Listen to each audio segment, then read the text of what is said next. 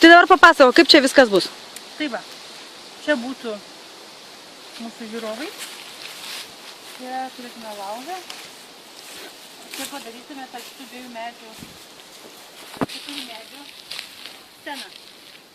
Būtų žoldas, o čia baltas fonas. O kur vaidintų?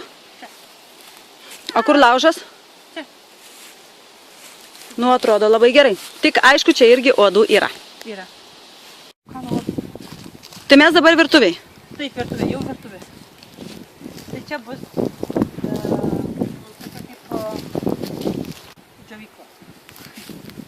Tada čia gaminimui teritorija ir laužas pakeltas.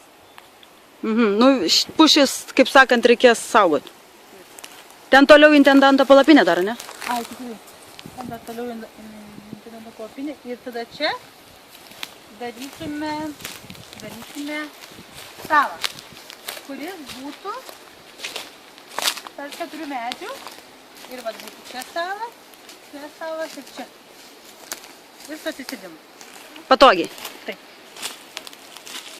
Indauja? Neindauja, bet šitą Džiovykla? plovykla tokia. Ai, nu tai Gali būti, indauja. pažiūrėjau, čia plovykla ir šalia... Indauja. Tai dabar jau nebešnekė.